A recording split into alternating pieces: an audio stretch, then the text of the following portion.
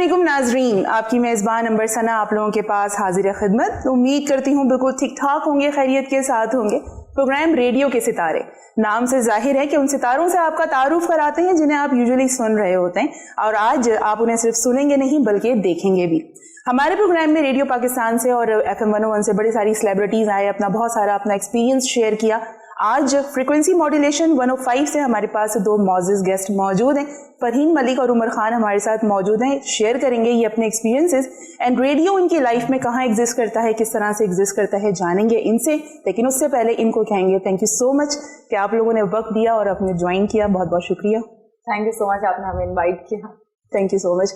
अच्छा, बेसिकली जो पहला सवाल होता है, यूजुअली लोग कहते हैं कि बचपन से शौक था, सारी चीज़ें थी, लेकिन सवाल तो क्योंकि थोड़ा सा प्रोफेशनल है, जिंदगी में रेडियो ही क्यों? और इसे बताऊँ, वाकई बचपन से शौक था क्योंकि मैं जिस घराने में पली बड़ी हूँ वहाँ पे मैंने रेडियो ही सुनते हुए अपने अब्बा को भी देखा। सही। और वो जो है वो रेडियो पाकिस्तान भी सुनते थे और BBC का जो रेडियो आता है, जो AM फ्रीक्वेंसीज जो आती है जिसमें न्यूज चलती होती थी, तो मुझे याद है कि मैंने बचपन से लेकर लड़कपन तक वाली एज में मैंने अपने भाई को देखा, तो जो है ना रात 8 बजे वो लगा के बैठा होता था। सही। और बस वो फिर आहिस्ता आहिस्ता मेरे अंदर वो चीज खुद से आना शुरू हो गया। और एक बस मुझे बचपन से शौक था कि मैं जो है ना वो अपनी आवाज फोन पे सुन, मतलब सामने तुम आपको किसी बात करनी है, तो मैं घर में भी करती थी। और आहिस्ता आहिस्ता तो मुझे हुआ कि व्हाई नॉट यार, मतलब मैं अपनी आवाज में बात करूँ लोगों से, ये करूँ वो करूँ।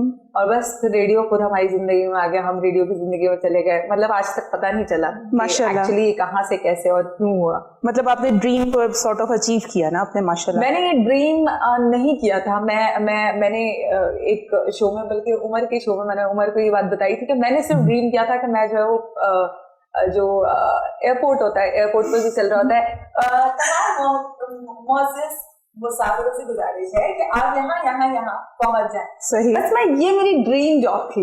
मतलब मैंने अपनी जिंदगी में तस्वीर किया था कि बस मैं यही करना चाहती हूँ। सही है। तो बस वो ड्रीम तो पता नहीं कहाँ से कहाँ पहुंच गया, माशाअल्लाह ताला की तरफ से गॉड गिफ्टेड कुछ चीजें जो लोग कहते हैं वो मैंने अपनी जिंदगी में एक्सपीरियंस की। और सीरियसली मुझे आज तक नहीं पता कि मैंने जो कुछ अचीव किया वो मैंने किस तरीके से किया, क्योंकि ये टोटली अल्लाह ताला की तरफ से। हाँ, एक जो मेरा सीक्रेट है हर चीज का वो ये कि मैं जब भी कोई काम शुरू करती हूँ, बहुत सारे लोग कहते हैं तुम सर पे हाथ ऐसे क्यों रखती हो। मैंने कहा यार मैं कभी दुपट्टा कैरी करती हूँ, कभी नहीं करती, कभी कुछ पहना होता है, कभी कुछ पहना होता है, और मैं कुछ पढ़ रही होती हूँ तो लोगों को लगता है पता नहीं कौन सी जादू टोना पड़ती है। बट मैं हर चीज शुरू करने से पहले बिस्मिल्लाह जरूर पढ़ती हूँ। जब भी किसी जगह पे एंटर होती हूँ राइट पाँव पहले रखती हूँ और एंटर होते ही बिस्मिल्लाह जरूर पढ़ती हूँ। गुड। तो ये एक मेरा माशाल्लाह है। सही माशाल्लाह। उमर से पूछेंगे, उमर रेडियो क्यों? मैं हमेशा से बड़ा आउटस्पोकन था और कॉन्फिडेंस मेरा हमेशा से ओवर कॉन्फिडेंस में आता था। सो हुआ कुछ यूं कि मैं नेशनल लेवल प्लेयर था, स्पोर्ट्समैन था, और एक दिन मैं मैच पे ही था जहाँ मुझे लॉकर मैच के बाद गया, लॉकर से फोन निकला, बहुत सारी मिस कॉल्स थी। मैंने कॉल बैक की तो it tend to be FM 103 की प्रोग्रामिंग मैनेजर थी लीना शाह, और उनका कॉल था। आप क्रिकेट के बारे में जानते हैं? एंड मैंने बोला मैं एक्सपर्ट नहीं हूँ, मैं खेलता हूँ। I was very young, I was 17 back then, और आप जानते हैं कि उस एज में इंसान कितना ज़्यादा एनर्जेटिक कैसा होता है। हाउएवर उन्होंने बुलाया एंड देन मैं 103 पे जब पहुंचा तो वहाँ स्टेशन मैनेजर थे फेमस कार्टूनिस्ट फीका। सही। हमारे सीनियर, बहुत कुछ सीखा उनसे। What a creative guy he was.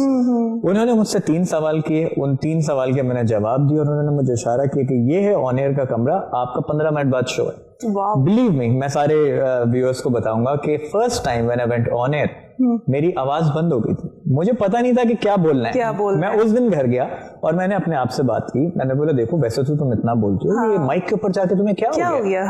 Plus next day मैं तैयारी करके गया, I was a bit better.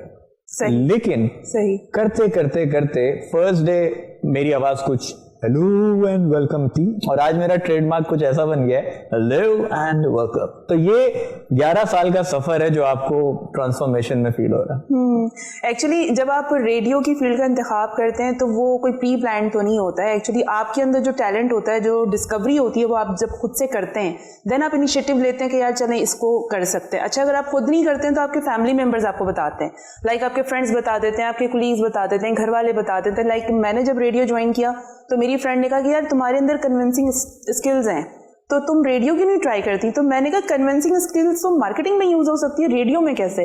कहती है रेडियो की लिसनर्स को कन्विंस करना होता है। मैंने कहा आपने तो कभी जिंदगी में रेडियो किया नहीं है, बट ये कि आपके जो अंदर टैलेंट होना चाहिए और उसके लिए आपको एक अगर बेहतरीन प्लेटफॉर्म मिल जाता है तो वो चांस आपको जरूर अवेल करना चाहिए। अच्छा, घर वालों की तरफ से सपोर्ट रही या अगेंस्ट? ऑनेस्टली स्पीकिंग मुझे घर वालों की तरफ से बिल्कुल सपोर्ट नहीं थी। और मतलब लिटरली ये कहा जाता था ये बस यही कमी रह गई है, पढ़ती लिखती तो वैसे ही नहीं है, अब इसको आप मीडिया में भी डाल दो, बची कुची कसर भी हमारी पूरी कर देगी, खानदान में कोई नहीं गया, लोग फैमिली में डॉक्टर हैं, इंजीनियर हैं, भाइयों को देखो क्या क्या बन गए, एक इसको देखो ना एग्जाम पास होता है ना कुछ होता है, अब ये रेडियो करेंगी मैडम। नाजरीन, ये फरहीन ने बहुत डिटेल में बताया, जो लोग आके नहीं बता रहे होते ना, ये सारे एस्पेक्ट्स होते होंगे। फिर वो भी मुझे याद है कि मुझे रेडियो करना था और ऑडिशंस हो रहे थे 105 कोयटा पे, नया चैनल शुरू हो रहा था। सही। तो मैंने, और पहला प्राइवेट स्टेशन था कोयटा का, तो मैंने क्या किया, मैंने जो है ना अपने अब्बू को बोला, अब्बू की बड़ी लाडली थी क्योंकि अम्मी का इंतकाल 2 साल की उम्र में हो गया था, तो जो फरमाइशें थी, मतलब आज तक लोग बोलते हैं अब्बू ने बिगाड़ा है बेटा इसको, जो है ना ये बिगड़ी हुई औलाद है, ये अब्बा की बिगड़ी। तो मतलब वो मैंने अब्बू को बोला, मैंने कहा अब्बू मुझे करना है, बाकी किसी ने सपोर्ट नहीं किया, घर में सबने यूं कर दिया दिखाने के नाम से भी। फिर अब्बू ने मेरी पुप्पो को बोला था कि भाई इसको तुम ना लेके जाओ और इसका ऑडिशन करवाओ। तो मेरी पुप्पो मुझे साथ लेके गई थी और मैंने ऑडिशन क्या दिया। रुबीना रहीम होती थी वहाँ की प्रोग्रामिंग मैनेजर, बड़ी स्वीट सी औरत है। उन्होंने मुझे कहा कि अच्छा चलो ठीक है, तुम जो है ना, मैंने उनको बोला, मैंने कहा अभी अभी ना मैं 101 पे भी ऑडिशन दे के आई हूँ, हालांकि बहुत बुरा हुआ था मेरा ऑडिशन। तो उन्होंने मुझे कहा अच्छा, और उसके बाद उन्होंने मुझे ऑटोमेटिकली ऑन एयर कर दिया और इस तरह मैं कोयटा के फर्स्ट प्राइवेट रेडियो स्टेशन की पहली ऑन एयर वॉइस भी थी। Great. मेरी आवाज से वो चैनल शुरू हुआ था। ग्रेट, माशाल्लाह। और बस वहां से हुआ। और बट जब मैं, अब वो वक्त है कि अब मेरी फैमिली के लोग भाई दूर दूर से मुझसे भी मिलने आ रहे होते हैं और खानदान में सबको बता रहे होते हैं, ओ फल्ला भाई इसकी आवाज को तो हम बहुत फैन है। और जब मैं सोचती हूँ, एक वो वक्त था जब कहते थे नाक कटाएगी ये, क्या खानदान का नाम रोशन करेगी, मीडिया में काम करेगी, अभी देखें इसके लक्षण, बाद में देखना है इसके तौर तरीके क्या। सही। तो ये था, तो कोई सपोर्ट ये अच्छा सॉर्ट ऑफ ये चैलेंज हो जाता है ना जब इस तरह के कमेंट्स रिमार्क्स आ रहे होते हैं। होता है बट बड़ा डिस्करेजिंग होता है। ऑनेस्टली बताऊं, ये चैलेंज वैलेंज तो बहुत कम आपको इस एज में जाके रियलाइज होता है कि हाँ मैंने ये करना है। पर जब आप फैमिली पे डिपेंडेंट होते हो ना, तो उस एज में ये चैलेंज वैलेंज कुछ नहीं होता। चैलेंज ये होता है कि बस बस्ता करने पे टांगा और आप घर छोड़ के चले गए, ये होता है चैलेंज। इसके अलावा आपके पास कुछ नहीं होता, क्योंकि आप पैसे उनसे ले रहे हो, खाना वो आपको पका के खिला रहे हो, रहते उनके घर में हो, तो आपकी खुद की कोई औकात नहीं होती, कोई वैल्यू नहीं होती घर में। तो आप किस मुंह से उनको बोलोगे कि मैं ये करूंगा? वो कहेंगे चलो बेटा निकलो यहाँ से। या मुझे तो याद है कि हमें तो ये बोला जाता था, पढ़ना लिखना तो इसने है नहीं, मोहल्ले का झाड़ू पोछा दे दो इसको। तो मतलब लिटरली मुझे लगता भी था कि मेरे घर वाले मुझे झाड़ू पोछे पे लगा देंगे मोहल्ले के। सही। तो बहरहाल ये सीन है। उमर से पूछेंगे, उमर फैमिली की सपोर्ट रही है आपके? मेरे फादर ऐसे थे और उन्होंने मुझे इतना कॉन्फिडेंस दिया। ही पास्ड अवे इन 2010। लेकिन जो उनकी मेरी अपब्रिंगिंग हुई वो ऐसी थी कि अगर मैं दिन को रात बोलता था तो दुनिया को कहते थे कि उमर ठीक है, तुम लोग गलत हो, रात ही हो रही है। This was the level of confidence my father give me.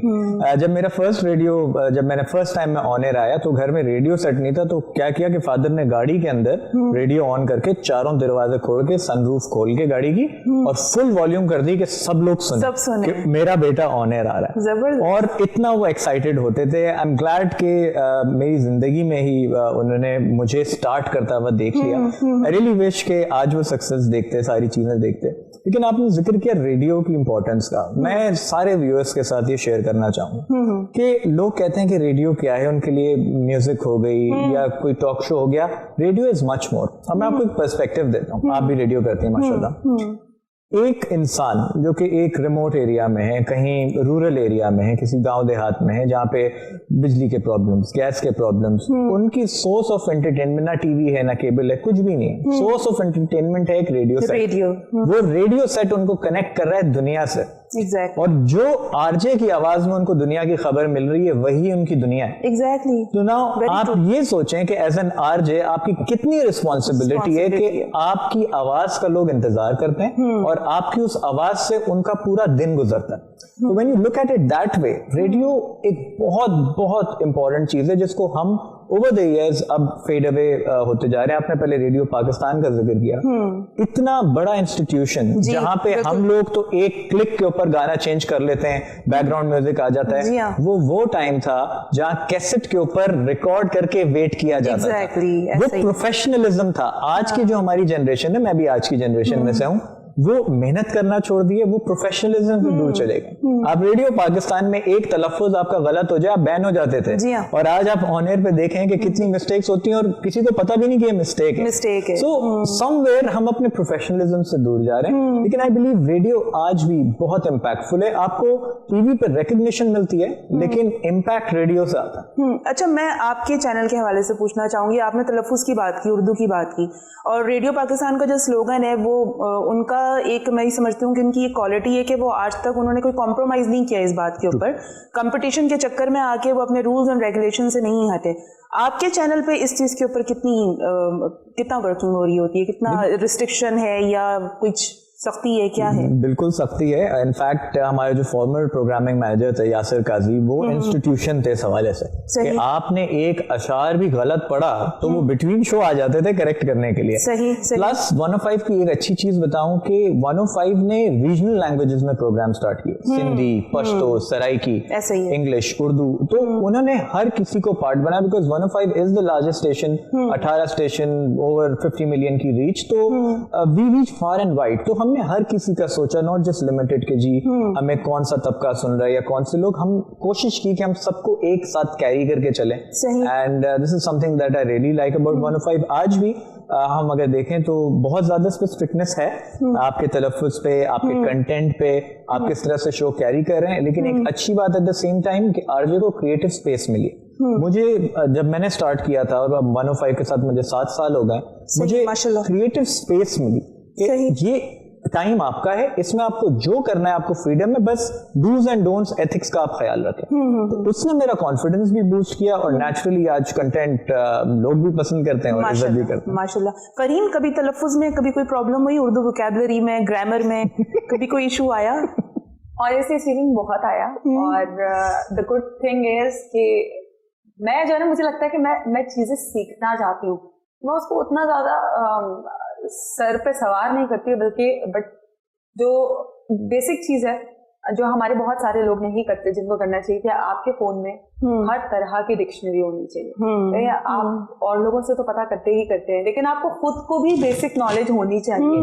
कहीं पे आप रिकॉर्डिंग करने जाते हैं, अब आप 10 लोगों को फोन तो नहीं करेंगे ना कि यार इसका तलफ्फुज अंग्रेजी का या उर्दू का क्या होगा। अब हो सकता है दूसरा बंदा जिसको आप अप्रोच करो उस टाइम अवेलेबल ना हो। एग्जैक्टली। तो इसके लिए आम 2 तरीके होते हैं। एक तो ये होता है कि जब आप आम 10 तरह के लोगों से जब मिल रहे होते हैं, तो उस दौरान जब आप कोई भी नया लफ्ज सुने तो लाजमन उर्दू का है तो उर्दू वाले साहब से, या अंग्रेजी का तो किसी अच्छी अंग्रेजी बोलने वाले से आप जरूर पूछेंगे भाई इसका मीनिंग क्या है। फिर उससे आप कुछ दिन अपनी रूटीन में यूज करना शुरू कर दें। सही। आप जो आम लोगों से बात करें उसमें आप लोगों में वो इस्तेमाल करें, उससे आप लोगों में भी वो लफ्ज की अवेयरनेस पैदा कर रहे हैं कि भाई ये भी एक लफ्ज है उर्दू का या अंग्रेजी का, और साथ साथ आपके भी दिमाग में वो फीड हो रहा है। तो ये है कि अगली बार के लिए आपको भी वो चीज अच्छी तरीके से याद होती है। यह तलफ्फुज के लिए बहुत सी बार मुझे डांट पड़ती रही और बहुत सी जगहों पे पड़ी, लेकिन जरा कम पड़ी। मतलब मुझे वो जो बेसिक चीजों में जो आजकल बेसिक सी लोगों की बिल्कुल अल्लाह का शुक्र है मुझे उतने लेवल पे नहीं पड़ी। सही। लेकिन हाँ, अच्छा पता है क्या, ये जो लोग आजकल जो भी नई जनरेशन के बच्चे हैं वो क्या करते हैं, वो ये चाहते हैं कि भाई हम आज आए हैं और बस हम कल से ना स्टार बन जाए। ये पॉसिबल ही नहीं है। मतलब वो बने ना बने, वो अपने आप में स्टार बन चुके होते हैं। वो आपसे ना बात भी यूं करते हैं, अच्छा हाँ मैं देखूंगा, मतलब मेरे पास टाइम हुआ तो मैं कर लूंगा, तो मतलब वो एटीट्यूड में ऑलरेडी आ चुका होता है। हाँ जी। जब आपके अंदर सीखने की सलाहियत खत्म हो जाती है ना, आप कहते हो भाई मुझे तो सब आ गया, मैं आपके लिए कुल हूँ, उसके बाद तो आप ऐसी जीरो पढ़ लें अपने ऊपर, बिल्कुल आप खत्म हो चुके हैं। बिल्कुल ऐसे ही है। सेकेंडली ये कि जब तक आपको डांट नहीं पड़ती, बचपन में जब तक आपको 2 हैंगर नहीं पड़े होते, 4 चप्पलें नहीं पड़ी होती, आप इंसान के बच्चे नहीं बनते। इसी तरह जब आप बड़े होते हो तो बड़े होने के बाद जब तक आपको प्रॉपर्ली डांटा नहीं जाता किसी चीज के लिए, तब तक आप ठीक नहीं होते। सही। आप डांट को हमेशा पॉजिटिव लो। कोई आपको डांटता है, कोई आपकी इस्लाह करता है, आपको करेक्ट करता है कि भाई आपने गलत किया है, तो आप पहली फुर्सत में उस चीज को पॉजिटिवली लो कि हाँ यार कम से कम मुझे बताया ना, कि आप एम्बैरेस होना शुरू हो जाओ या कहो कि आपकी अना का मसला हो गया। बिल्कुल। क्योंकि लोग आपको अगर ये बोल रहे हैं ना, वाह क्या बोला है आपने, वाह क्या बोला है आपने, ब्रेक का टाइम है यहीं पे, वाह क्या बोला है फरहीन ने। करेक्शन जनाब आपके अंदर होनी चाहिए, सलाहियत और कैपेसिटी आपके माइंड में और दिल में दोनों जगहों पे होने चाहिए। टाइम है ब्रेक का, ब्रेक पे चलते हैं, वापस आते हैं, सिलसिला यहीं से जारी और सारी रखेंगे, जाना कहीं पे भी नहीं, स्टे विद अस।